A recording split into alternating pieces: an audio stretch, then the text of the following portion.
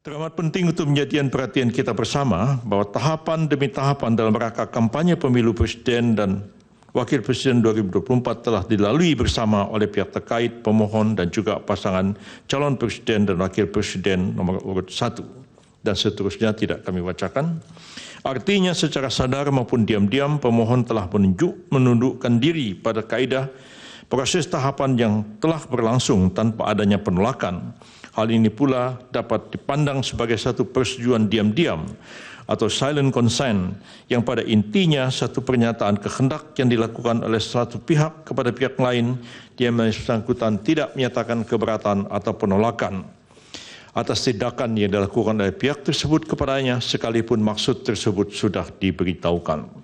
Selanjutnya, bagaimana kemudian reaksi atas mayoritas rakyat Indonesia yang dengan secara sadar dan nuraninya memilih pihak terkait dengan jumlah suara lebih dari 2 kali lipat dibandingkan dengan suara yang memilih pasangan pemohon. Selanjutnya, selain dari itu, bila mana kita cermati dalam permohonannya secara mayoritas pemohon menyampaikan dalil-dalil dan argumentasi yang secara esensi menuangkan buah pikiran pemohon mengenai konsepsi dan pengaturan sistem pemilu yang ideal. Menurut pemohon, misalnya pemohon menyampaikan dalam posita angka 14 halaman 22 permohonannya, MKRI siogianya memeriksa permohonan AKO yang mempermasalahkan pelanggaran TSM berupa nepotisme yang kemudian melahirkan abuse of power yang terkoordinasi karena satu adanya kekosongan hukum dalam undang-undang pemilu, dua instrumen penegakan hukum pemilu tidaklah berjalan secara efektif. Dari perspektif akademik, hal ini tentu saja dapat menjadi diskusi dan pembahasan atas alasan argumentasi pemohon sehubungan dengan tampak hendak memberikan ide-ide sehubungan dengan norma yang sebaiknya terdapat pada Undang-Undang Nomor 7 Tahun 2017 tentang Pemilu sebagaimana telah diubah berapa kali dan terakhir dengan Undang Nomor 7 Tahun 2023. Terlebih lagi pemohon terhadap beberapa hal belum ada pengaturannya.